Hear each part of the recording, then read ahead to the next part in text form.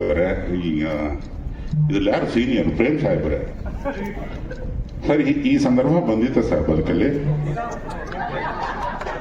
ಇದು ಯಾರ್ಯಾರ ಜೀವನದಲ್ಲಿ ಯಾವಾಗ್ಲೂ ಒಂದ್ಸರಿ ಬಂದಿರ್ಬೋದು, ಬಟ್ ನನ್ನ ಜೀವನದಲ್ಲಿ ಯಾವಾಗ್ಲೂ ಬರ್ತಾ ಇರುತ್ತೆ. ಆಡೆಯ ಅಂಬತ್ ನೋಡ್ರಿ.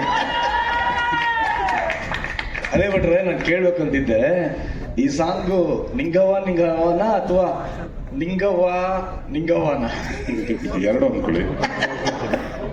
ನನಗೆ ಡೌಟ್ ಇದ್ದಿದ್ದ ಅದೇ. ತುಂಬಾ ಅದ್ಭುತವಾಗಿ ಬರ್ತಿದ್ದೀರಾ, ತುಂಬಾ ಚೆನ್ನಾಗಿದೆ ಬಿಟ್ರೆ. ಮೇಡಮ್ ಅವ್ರಿಗೆ ಕೊಡಿ, ಪಾಪ ಹಾಡು ರಿಲೀಸ್ ಮಾಡಿ ಸುಮ್ಮನಾಗ್ಬಿಟ್ಟಿ ಥಂಡಿಗೆ. ಮೇಡಮ್ ಯಾವ್ದಾದ್ರು ಚಳಿಗಾಲದಲ್ಲಿ ಈ ಥರದ್ದು ಒಂದು ಸಂದರ್ಭ ಬಂದಿದ್ದೆ, ದಿನ ಬರುತ್ತೆ ಅಂತ ಹೇಳ್ತಾರೆ ಅವರು.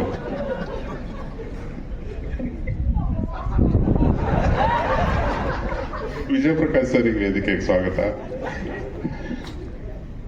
ವಿಜಯ್ ಪ್ರಕಾಶ್ ಸರ್ ಒಂದೇ ಅಲ್ಲ ಸರ್, ಒಂದೇ ಮಗು ಅಲ್ವಾ? ಇನ್ನೆಂಥ ತುಂಟಿ ಇರ್ಬೇಡ ನಿಮ್ಮ ಮಗಳು, ಎರಡನೇದಕ್ಕೆ ಅವಕಾಶನೇ ಕೊಟ್ಟಿಲ್ಲ ಈ ಹಾಡು ಪ್ರಕಾರ. ಅಷ್ಟು ಅನುಭವಿಸಿ ಹಾಡೋದಕ್ಕೆ ಅದಕ್ಕೆ ಸಾಧ್ಯ ಆಗಿರೋದು ಸರ್.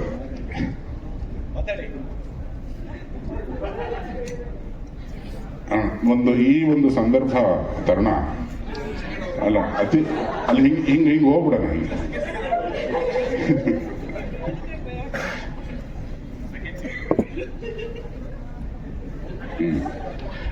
ರೀಸೆಂಟ್ ಅನುಭವ ಅವು. ಈಗ ಹಾಲಿ ಪರಿಸ್ಥಿತಿ ಕೃಷ್ಣ ಅವ್ರದ್ದು ಈ ಹಾಡಿನ ಥರನೇ ಇದೆ.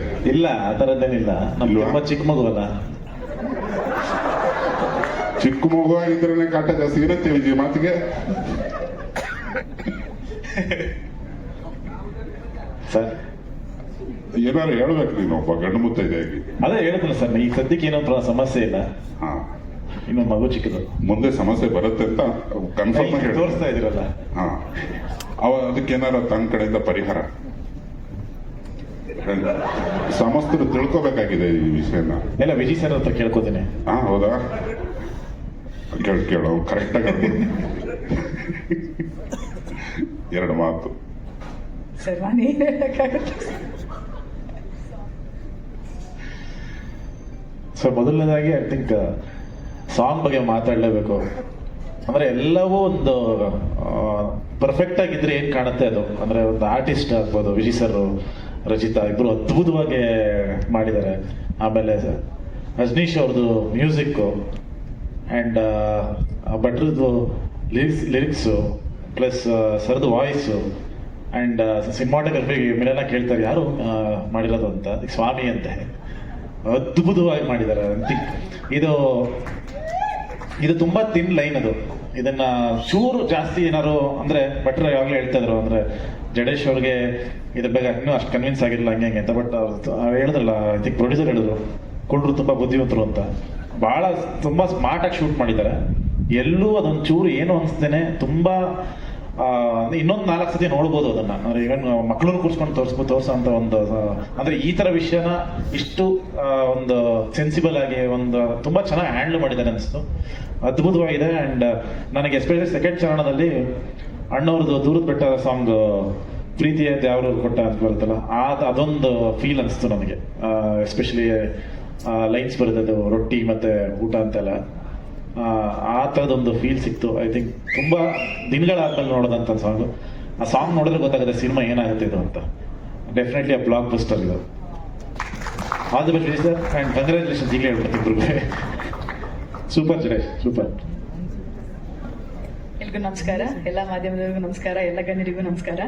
First of all, Yogaraj Bhat sir ಅಂದ್ರೆ ಒಂದು ನಾಟಿನೆಸ್ ಇರುತ್ತೆ, ಅದೆಲ್ಲ ಕರೆಕ್ಟೇ, ಅದ್ಭುತವಾಗಿದೆ. ಆ ನಾಟಿನೆಸ್ ಡೆಫಿನೆಟ್ಲಿ ಇದೆ.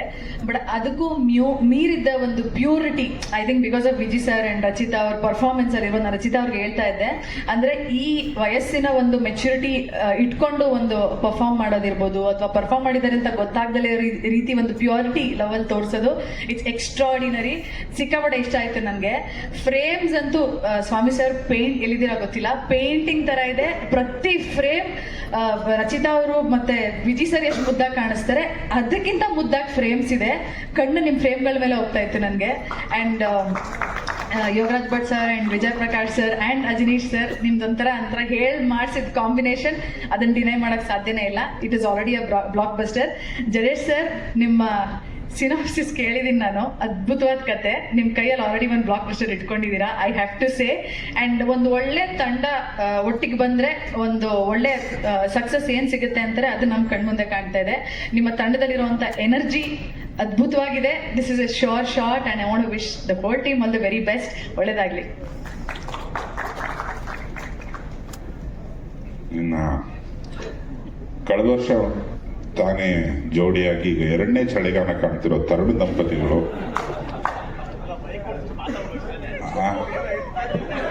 ಆಮೇಲೆ ಮಾತಾಡ್ತೀನಿ ಅಂದ, ಇವಾಗ ಹಿಡ್ಕತ್ತಾನೆ ವಿಜಯ್ ಬಂದು. ಇಲ್ಲ, ನೀವು ನಮಗೆ ಕೇಳ್ತಾ ಇರೋದು ಒಂದ್ ಕಡೆ, ನನ್ನ ಒಡನಾಟ ನಿಮ್ ಜೊತೆ ಜಾಸ್ತಿ ಇದೆ, ಎಲ್ಲ ಸಾಂಗ್ಗಳು ಬರ್ಸಿದೀವಿ ಅವಾಗಿಂದನು. ಏನೋ ಸಿಚುವೇಶನ್ ತರೋಣ ಗುರುಗಳೇ, ಹಿಂಗೆ ಎಣ್ಣೆ ಮೇಲೆ ಸಾಂಗ್ ಸಂಜೆ 7 ಗಂಟೆ ಮೇಲೆ ಬಾ ಅಂತ ಹೇಳ್ತೀರಾ. ಅದೇ ತರ ಒಂದು ವಾತಾವರಣದಲ್ಲಿ ನಮಗೆ ಖಾಲಿ ವಾಟರ್ ಬಾಟಲ್ ಆಗಿರ್ಬೋದು ಅಥವಾ ಅಲ್ಲಾಡ್ಸು ಎಲ್ಲ ಆ ತರದೇ ಮಧ್ಯಾಹ್ನ ಆದ್ರೂ ಅದೇ ತರ ವಾತಾವರಣ ಇಟ್ಟಿದ್ರಿ. ಯಾವ್ದು ನಾವು ಕಣ್ಣು ಹೊಡಿಯಕ್ಕೆ ಬರೀಬೇಕಾದ್ರೆ ಹುಬ್ಳಿ ಭಾಷೆ ಕೇಳ್ಕೊಂಡು ನೀನು ಹುಬ್ಳಿ ಭಾಷೆ ಮಾತಾಡೋ ಅಂತ ಹೇಳಿ ಒಂದು ಇನ್ಸ್ಪಿರೇಷನ್ ತಗೊಂಡು ಬರೀತಿದ್ರಿ. ಈ ಸಾಂಗ್ ಇನ್ಸ್ಪಿರೇಷನ್ ನೀವೇನ್ ಹೇಳಿ ಸರ್ ಫಸ್ಟ್? ನಮ್ದು ಬಿಡಿ, ಈ ಸಾಂಗ್ ಬರೀಬೇಕಾದ್ರೆ ಜಡೇಶ್ ಏನ್ ನಿಮ್ಗೆ ಎಕ್ಸ್ಪ್ಲೇನ್ ಮಾಡಿದ್ರು, ನೀವ್ ಇನ್ಸ್ಪಿರೇಷನ್ ಹೆಂಗ್ ತಗೊಂಡ್ರಿ? ಇದು ಜಡೇಶನ್ ಕಳ್ಸಿದ ಮೇಲೆ ಬರ್ದಿರೋ ಸಾಂಗ್ ಅಂತ ನನ್ಗೆ ಗೊತ್ತಿದ್ದು. ಇದು ನಮ್ಮನ್ನೆಲ್ಲ ಟೇಬಲ್ ಮೇಲೆ ಕೂರ್ಸ್ಕೊಂಡು ಬರೀತೀರಾ ನೀವು? ಭಟ್ರು ಬರೆಯೋದು ಹಿಂಗೆ. ಇದ್ಯಾಕೆ ಇದು ತೋರಿಸ್ಬೇಡ, ಇದು ಸೆನ್ಸರ್ ಪ್ರಾಬ್ಲಮ್. ಅದೇ ಭಟ್ರು ಹಿಂಗೆ. ಇದು ಜಡೇಶ್ ಬೆಳಗ್ಗೆ ಬರ್ಕೊಡ್ತೀನಿ ಹೋಗು ಅಂತ ಕಳ್ಸಿರೋ ಸಾಂಗ್ ಹೇಳಿ. ಇಲ್ಲ, ನಾವು ತುಂಬಾ ಉನ್ನತ ಮಟ್ಟದ ಚರ್ಚೆ ಮಾಡಿದ್ವಿ ನಾನು ಮತ್ತೆ ವಿಜಿ. ಒಂದು ಸಾಮಾಜಿಕ ಉತ್ಕ್ರಾಂತಿ ಆಗ್ಬೇಕಂತದೊಂದು ಮಟೀರಿಯಲ್ ಹೇಳೋ ವಿಜಿ ಅಂದಾಗ, ಸರ್ ನಮ್ಮವು ನಿಮ್ಮವೇ ತೆಗೆದ್ರೆ 5 ನಿಮಿಷಕ್ಕೆ ಬಂದ್ಬಿಡ್ತದೆ ಅಂದ. ಯಾವ್ದೊಂದು ಬಿಡು ಅಂದೆ. ವಿಜಿ ಮತ್ತೆ ನಾನು ಇಬ್ಬರೇ ವೈಯಕ್ತಿಕವಾಗಿ ಮಾತಾಡೋದನ್ನ ಯಾರನ್ನ ಕೇಳ್ಬಿಟ್ರೆ ಕಿವಿ ಕಿತ್ತೋಗ್ಬಿಡ್ತವೆ ಸರ್. ಅದು ಎಂದೆಂದೂ ಮುಗಿಯದ ಒಂದು ಅಗಾಧವಾದ ಸ್ನೇಹ. ಆಮೇಲೆ ನಾನು ಹೇಳಿದಾಗ ಆಗಲೇ ನಾನ್ ಲೋಫರ್ ಅಂದ್ರೆ ನಮ್ಮ ಅಪ್ಪ ಅವನು ಅಲ್ಲಿ ಕೂತ್ಕೊಂಡು ಒಳ್ಳೇದಾಗ್ಲಿ ಮಗನೇ ಅಂತ. ಅಂದ್ರೆ ಆ ವಿಜಿ ಸಹವಾಸದಲ್ಲಿ, ಅಥವಾ ನನ್ನ ವಿಜಿ, ದುನಿಯಾ ಸೂರಿ, ಗಣಪ, ಇವು ಎಲ್ಲರೂ ಒಟ್ಟೊಟ್ಟಿಗೆ ಏನಿಲ್ಲದ ಕಾಲದಿಂದ ಏನೇನೆಲ್ಲ ನೋಡ್ಕೊಂಡ್ ಬಂದು ನಮಗೆ ಯಶಸ್ಸು, ಸೋಲು, ಮದುವೆ, ಮಕ್ಕಳು ಎಲ್ಲವನ್ನು ನೋಡಿರೋ ಒಂದು ಪ್ಯಾಟರ್ನ್ ಇದೆಯಲ್ಲ, ಅದು ಜಡೇಶನ್ ಸಿಂಕ್ ಆಗಿಲ್ಲ ಬಿಗಿನಿಂಗ್ ಅಲ್ಲಿ. ನನ್ನ ಮಕ್ಕಳು ಏನ್ ಒಂದ್ ಮಗು ಇದೆ ಅಂತ ಹೇಳ್ದಾಗ ನಾನು, ನನಗೆ ಇಷ್ಟು ದೊಡ್ಡ ಮಗು ಇದೆ ಅಂತ ಗೊತ್ತಿರ್ಲಿಲ್ಲ ಅದು ವಿಜಿಗೆ. ನಿನ್ ಪುತ್ರಿನೇ ಅಲ್ವಾ ಮಾಡಿರೋದು? ತಡಿ ಇದೆ ಮಟೀರಿಯಲ್ ಅಂತ ತೆಗೆದ. ಈಗ ನಮ್ಮ ಬದುಕಿಂದ ಏನಾದ್ರು ತೆಗೆದ್ರೆ ತರೋಣ, ಅವನ್ನ ಕೇಳಕ್ಕಾಗಲ್ಲ ನೀನು. ಆ ತರ ನಿನ್ನ ಮಗಳಿಗೆ ಒಂದು ಧನ್ಯವಾದ ಕಣ. ತುಂಬಾ ಮುದ್ದಾಗಿ ಕಾಣಿಸ್ತಿದ್ದಾಳೆ. ಆಕೆಗೆ ಇಂಡಸ್ಟ್ರಿಗೆ ಸ್ವಾಗತ. ಯಾಕಂದ್ರೆ ಅಲ್ಲಿ ಕ್ಲೀನಾಗಿ ನಮಗೆ ಒಂದು ಚಾರ್ಟೇ ಸಿಕ್ಬಿಡ್ತು. ಪ್ರತಿಯೊಬ್ಬ ದಂಪತಿಗಳ ಬದುಕಲ್ಲಿ ನಡೆಯುವಂಥ ಒಂದು ತುಂಬಾ ಅನ್ಅವಾಯ್ಡಬಲ್ ಸಿಚುವೇಶನ್ಸ್ ಅನ್ನ ಸಾಂಗ್ ಮಾಡಿದಾಗ ಎಲ್ರಿಗೂ ದೊಡ್ಡ ಲೆವೆಲ್ಗೆ ಲೇಟ್ ಆಗುತ್ತೆ. ಆಮೇಲೆ ಜಡೇಶ ತುಂಬಾ ಎದೆ ತಟ್ಕೊಂಡು ಹೇಳ್ತಾನೆ, ಈ ಚಿತ್ರನ ಫ್ಯಾಮಿಲಿಗಳು ಮುಗಿಬಿದ್ದು ನೋಡುತ್ತವೆ ಅನ್ನೋ ಒಂದು ಹೆಮ್ಮೆ, ಒಂದು ಪ್ರೀತಿ ಇದೆ ಸಿನಿಮಾ. ಆಮೇಲೆ ಫ್ಯಾಮಿಲಿ ಕ್ರೌಡನ್ನ ನಾವು ಎಳಿಬೇಕು ಅಂದ್ರೆ ಅದಕ್ಕೆ ಸರಿಯಾದಂಥದ್ದೊಂದು ತುಂಬಾ ಕ್ಯೂಟ್ ಆದ್ದು, ತುಂಬಾ ಡಿಗ್ನಿಫೈಡ್ ಆದ ಜನ ಒಂದು ತೋಣಿಸ್ಬೇಕು. ಇಲ್ಲಾಂದ್ರೆ ಮನೆ ಹತ್ರ ಬಂದ್ಬಿಡ್ತಾನೆ ಅವ್ನು ಸರಿ ಇಲ್ಲ, ಅವ್ನು ಜಡೇಶ. ಅದನ್ನೆಲ್ಲ ಯೋಚನೆ ಮಾಡಿ ವಿಜಯ ಹೊಸ ಮನೆ ಅಡ್ಡದಲ್ಲಿ ತಯಾರಾದದ್ದು ಇವೆಲ್ಲ ಇತ್ತು. ಮತ್ತೆ ನಾನು ವಿಜಯ್ ಸೇರಿದಾಗ ಇನ್ನೇನೇನು ಇರ್ತವೆ ಅನ್ನೋದು ನಿಂಗೆ ಗೊತ್ತೇ ಇಲ್ಲ. ಒಂದು ದಿವಸ ಕೆಡ್ಕೊಳ್ಳೋಣ ವಿಜಯನ. ಹೋಗ್ಲಿ ಬಿಡಿ, ಮೈನ್ ಮ್ಯಾಟರ್ ಬಿಟ್ಟು ಬೇಕಿದೆಲ್ಲ ಹೇಳಿದ್ರಿ. ಆದ್ರೂ ನಾನು ಸಾಂಗ್ ಬಗ್ಗೆ ಹೇಳ್ತೀನಿ. ಎಲ್ರಿಗೂ ನಮಸ್ಕಾರ. ಲ್ಯಾಂಡ್ ಲಾರ್ಡ್ ಸಿನಿಮಾ ಇದು ಜಡೇಶ್ ನಿರ್ದೇಶಕರು ಹೌದು, ಬಟ್ ಇದು ಯಾವಾಗಲೂ ನನ್ನ ಸಿನಿಮಾ ತರ ಅನಿಸ್ತಾ ಇರುತ್ತೆ ನನಗೆ. ಅಷ್ಟು ಹತ್ರ ನಂಗೆ ಜಡೇಶ್ ಇದು ಯಾವಾಗಲೂ. ನಾನು ಯಾವಾಗ ಹೇಳ್ತೀನಿ ನಮ್ಮ ಆಫೀಸ್ ಸಿನಿಮಾನೇ ಇದು ಅಂತ ಅಂದ್ಬಿಟ್ಟು ಹೇಳ್ತಾ ಇರ್ತೀನಿ. ಜಡೇಶ್ ಆಫೀಸು ನಮ್ಮ ಆಫೀಸ್ ಒಂದು ರೋಡ್ ಆ ಕಡೆ ಈ ಕಡೆ. ಸೊ ಹಲವಾರು ಡಿಸ್ಕಷನ್ಗಳು ಇದೆ, ಎಲ್ಲಾದ್ರ ಬಗ್ಗೆನೂ ತುಂಬಾ ಶೇರ್ ಮಾಡಿದ್ದು ನಮ್ದೇ ಸಿನಿಮಾ ಅನ್ನೋ ಥರದ ಒಂದು ಫೀಲಿಂಗ್ ನನಗೆ ಯಾವಾಗಲೂ. ಸೊ ಆ ನಿಟ್ಟಿನಲ್ಲಿ ನನಗೆ ತುಂಬಾ ಕಾನ್ಫಿಡೆನ್ಸ್ ಈ ಸಿನಿಮಾ ಮೇಲೆ. ವಿಜಯ್ ಇಲ್ಲಿವರೆಗೂ ಎಲ್ಲಾ ತರ ರೋಲ್ಸ್ ಮಾಡ್ಕೊಂಡು ಬಂದಿದ್ದಾರೆ, ಬಟ್ ಇದು ತುಂಬಾ ಚಾಲೆಂಜಿಂಗ್ ರೋಲ್ ವಿಜಯ್ ಅವರಿಗೆ. ಅಂಡ್ ವಿಜಯ್ ಓಕೆ ಲಾಸ್ಟ್ ಒಂದು 2-3 ಸಿನಿಮಾ ಹುಡುಗರಿಗೆ ಎಲ್ಲ ಪಡ್ಡ ಐಕಳಿಗೆಲ್ಲ ಫುಲ್ ಹಂಗೆ ಹಿಂಗ್ ಬಲೆ ಹಾಕಿ ಎಳೆದು ಹಿಂಗ್ ಇಟ್ಕೊಂಡ್ಬಿಟ್ಟಿದ್ದಾರೆ. ಈ ಸಿನಿಮಾ ಪಕ್ಕಾ family audience Vijay first day ಬರೋ ಥರದ ಒಂದು ಸಿನಿಮಾ ಇದು. ಆ್ಯಂಡ್ ಅದನ್ನು ತುಂಬ ಧೈರ್ಯವಾಗಿ ನಾನು ಹೇಳ್ತೀನಿ. ಆ್ಯಂಡ್ ಸಾಂಗ್ ಬಗ್ಗೆ ಅಂತ ಬಂದಾಗ Ajju is the hero of this song. Ajaneesh ಅವರು ಯಾರೋ ಪ್ರೊಡ್ಯೂಸರ್ ಆದ್ರು ಲೇಟಾಗಿ ಕೊಟ್ಟರು ಲೇಟೆಸ್ಟ್ ಆಗಿ ಕೊಡ್ತಾರೆ ಅಂತ. ನಾನಿದು ಓಪನ್ ಸ್ಟೇಜ್ ಮೇಲೆ ಹೇಳ್ತೀನಿ, ಖಂಡಿತವಾಗ್ಲೂ ಯಾವ ಮ್ಯೂಸಿಕ್ ಡೈರೆಕ್ಟರ್ಸ್ಗಳದ್ದು ತಪ್ಪಿಲ್ಲ ಸರ್ ಲೇಟಾಗಿ ಕೊಡೋದು. ನಮ್ಗಳು ತಪ್ಪು ಸರ್ ಡೈರೆಕ್ಟರ್ಗಳು. ನಾವು ಟ್ಯೂನ್ ಓಕೆ ಮಾಡಲ್ಲ, ಇದು ಇನ್ನೊಂದು ಮತ್ತೊಂದು ಅಂತ ನಾವು ಕರೆಕ್ಷನ್ ಮಾಡ್ತಿರ್ತೀವಿ ಸರ್. ಫಾಲ್ಟು ನಮ್ದಿರುತ್ತೆ, ಆನಂದ ಪಟ್ಬಿಟ್ಟ ನಮ್ದಿರುತ್ತೆ. ಅವ್ರೊಂದು ಸಿಂಗರ್ ಹಾಡ್ಸಿದ್ರೆ ಸರ್ ಇದು ಓಕೆ ವಾಯ್ಸ್ ಇನ್ನೊಂಚೂರು ಏನಾದ್ರು ಬೇರೆ ಹೌದಾ ಸರ್, ಅವರು ಹಗಲು ರಾತ್ರಿ ಕಷ್ಟಪಟ್ಟು ನಾನು ಎಲ್ಲಾ ಮ್ಯೂಸಿಕ್ ಡೈರೆಕ್ಟರ್ ಜೊತೆ ವರ್ಕ್ ಮಾಡಿದ್ದೀನಿ. ಸೊ ನಾನು ಅವ್ರ ಪರವಾಗಿ ಹೇಳ್ತೀನಿ, ಸಾಂಗ್ ಸರ್ ನಾವು ನಿಮ್ಮ ಹತ್ರ ಬಂದಾಗ ಪ್ರೊಡ್ಯೂಸರ್ ಹತ್ರ ಬಂದಾಗ ಸರ್ ಮ್ಯೂಸಿಕ್ ಡೈರೆಕ್ಟರ್ ಕೊಡ್ತಾ ಇಲ್ಲ ಸರ್ ಸಾಂಗ್ ಅಂತ ಹೇಳಿರ್ತೀವಿ, ನಮ್ದು ಇರುತ್ತೆ ಸರ್ ಅಲ್ಲಿ ಎಫರ್ಟ್. ಸೊ ಹಾಗಾಗಿ ಬಟ್ ಅಂತ ಲಾಸ್ಟ್ ಮೂಮೆಂಟ್ಗಳಿದ್ದಾಗಲೂ ಅದ್ಭುತವಾದಂಥ ಸಾಂಗ್ಸ್ ಕೊಡೋದ್ರಲ್ಲಿ ಅಜ್ಜು ಕೂಡ ತುಂಬಾ is given a great song ಇಲ್ಲಿ. ಸೊ ಅದೊಂದು ಅಂಡ್ ಬಟರ್ ಕಾಂಬಿನೇಷನ್ ಜೋರಾಗಿ ಬೆಳಗ್ಗೆ ಸಂಜೆ 4 ಗಂಟೆಗ ಸರ್ ಹಾಡಿರೋದೇ ಬೆಳಗ್ಗೆ 4 ಗಂಟೆಗೆ. ಬೆಳಗ್ಗೆ 4 ಗಂಟೆಗೆ ಅದು ಸಾಕ್ಷಿ ನಾನೇ ಆಡಿಸಿದ್ದು ಸರ್.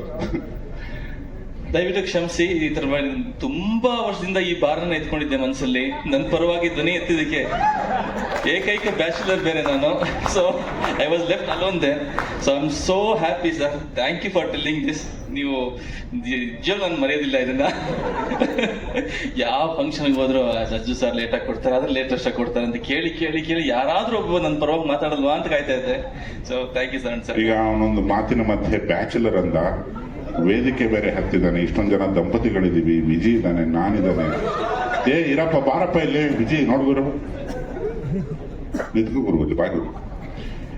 1.5 ವರ್ಷದ ಹಿಂದೆ ನಾನು ತರುಣಿಗೆ ಒಂದು ಪುಟ್ಟ ಜ್ವರ ಬಂದು ಹಾಸ್ಪಿಟ್ಲಲ್ಲಿ ಇದ್ದಾಗ ಒಂದು ಮಾತು ಹೇಳಿದ್ದೆ, ಮದುವೆ ಮಾಡ್ಕೊಂಬಿಡೋ, ಇವು ಜ್ವರಗಳು ಮಗದೊಂದು ಇದು ಎಲ್ಲದಕ್ಕೂ ಮದ್ದದೆ, ನೀನು ತುಂಬಾ ಲೇಟ್ ಮಾಡಿದ್ರೆ ಸ್ವಾತಿ ಮುತ್ತೆಲ್ಲ ಒಣಗಿ ಪೌಡ್ರ್ ಆಗ್ಬಿಡ್ತಾವ. ಅದನ್ನ ತುಂಬಾ ಸೀರಿಯಸ್ ಆಗಿ ತಗೊಂಡು ಅವನು ಮದುವೆ ಆಗಿದೆ. ಇದನ್ನ ನಾನು ಹೇಳಿದ್ದೇನೆ ಕರೆಕ್ಟಾಗಿ. ಅದನ್ನ ಲಿರಿಕ್ ಮಾಡೋದಕ್ಕೂ ಪ್ರಯತ್ನ ಪಟ್ಟಿವಿ. ಒಪ್ಕೊಂಡಂತ ಹುಡುಗಿ ಮತ್ತೆ ದಂಪತಿಗೆ ಸುಮಾರು ಜನ ಮದುವೆಗೆ ಬಂದಿಲ್ಲ, ಎಲ್ಲ ಶುಭಾಶಯ ಕಣ. ಇದೇ ತರ ನಾನು ಅಜ್ಜುಗೂ ಹೇಳ್ತೀನಿ, ಅಜ್ಜು ವೇದಿಕೆ ಹತ್ಬಿಟ್ಟು ಮೈಕ್ ಹಿಡ್ಕೊಂಡು ನಾನು ಬ್ಯಾಚುಲರ್ ಅಂತ ಮಾರ್ಕೆಟಿಂಗ್ ಮಾಡಬೇಡ, ಯಾವ್ದಾನ ಕಟ್ಕೊಂಡ್ಬಿಡುಗರು. ಇದು ಸೇಮ್ ಡೈಲಾಗ್, ಸ್ವಾತಿ ಮುತ್ತೆಲ್ಲ ಒಣಗಿ ಪೌಡರ್ ಆಗೋಕೆ ಮುಂಚೆ ಮದುವೆ ಆಗ್ಬಿಡು ಅಂತ ನಮ್ಮ ಕಳಕಳಿಯ ಪ್ರಾರ್ಥನೆ. ಈ ಸಿನಿಮಾ ಈ ಹಾಡಿನಾಗಾದ್ರೆ ಮದುವೆ ಆಗಲಿ ಅನ್ನೋದು ನಮ್ಮ ಸಮಸ್ತ ತಂಡದ ಒಂದು ಆಶೆ ಆಗೋದು. ಒಂಚೂರು ವೈಟ್ ಗಿಟ ಬಿಟ್ಟರು, ವೈಟ್ ಒಂಚೂರು ಹೇರ್ ಗಿರ್ ಮಾಡ್ಕೊಂಡ್ರೆ ಮಾಸ ಕಾಣಿಸ್ತಾರೆ ಅಂತ ನಾವು director point of view.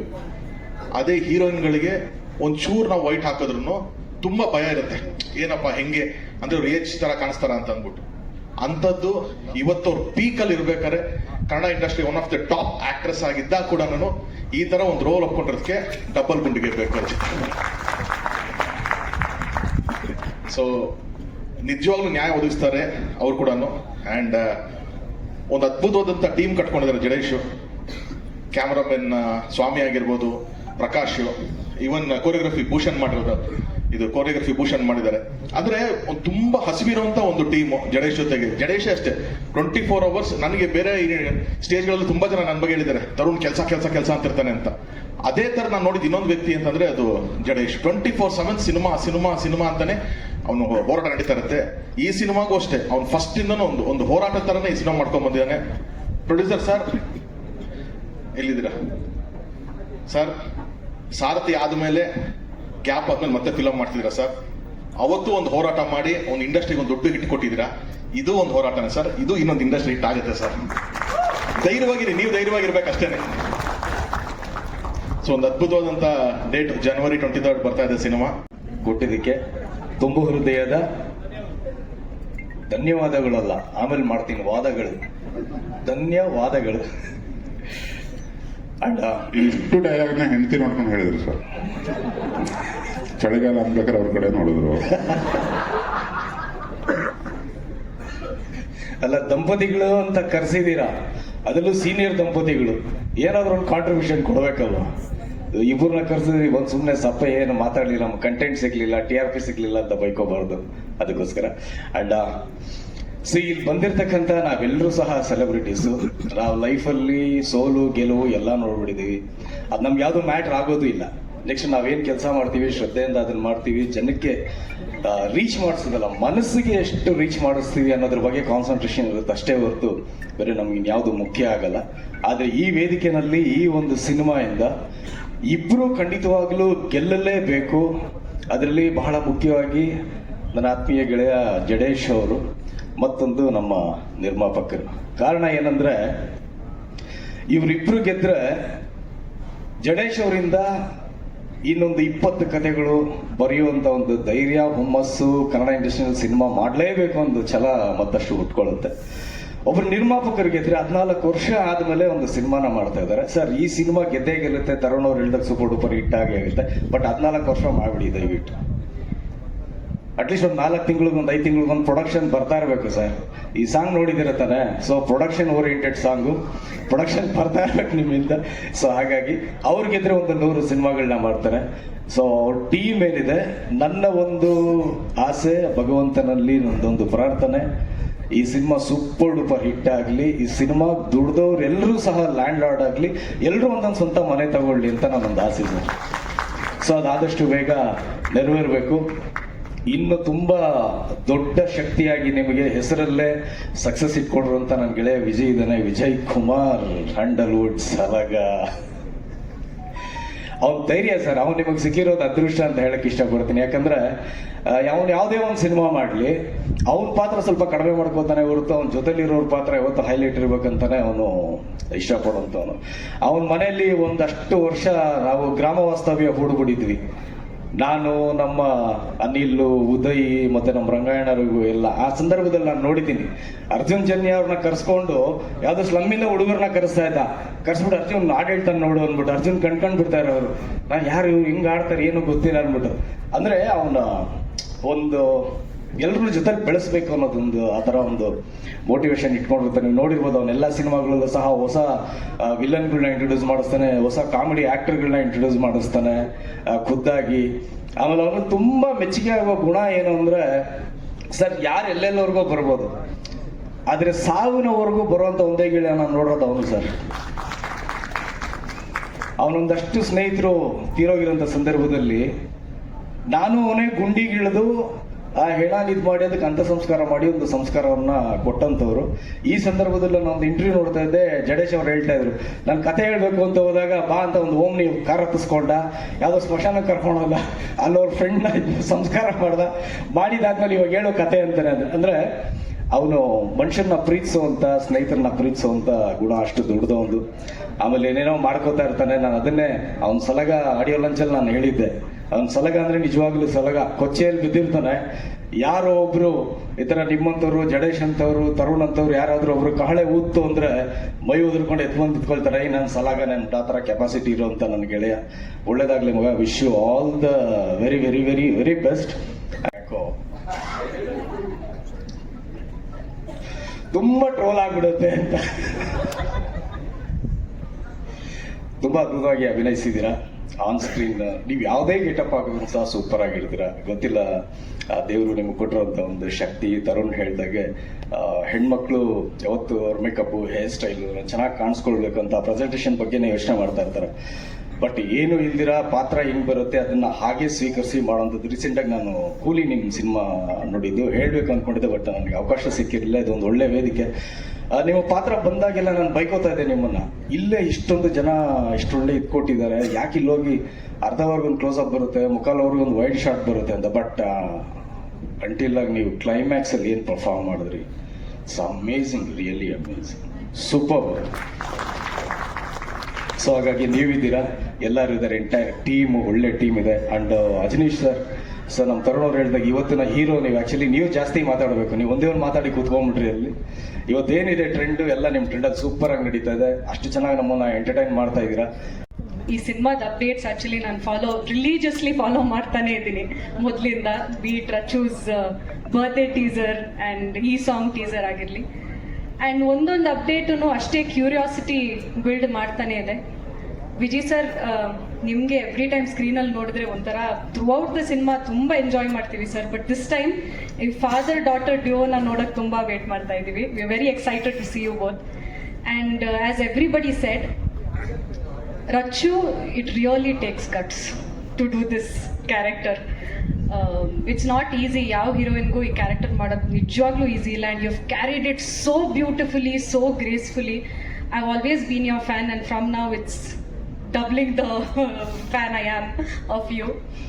Also ರಚುನ ಇವತ್ತವರೆಗೂ ತುಂಬ ಈ ಕ್ಯೂಟ್ ರಚುನ ನೋಡಿದ್ದೀವಿ. ಐ ಥಿಂಕ್ ಇದರಲ್ಲಿ ವಿಲ್ ಆಲ್ಸೋ ಸಿ ಯರ್ ಅಗಡ್ ರಚು ಅಲ್ವಾ?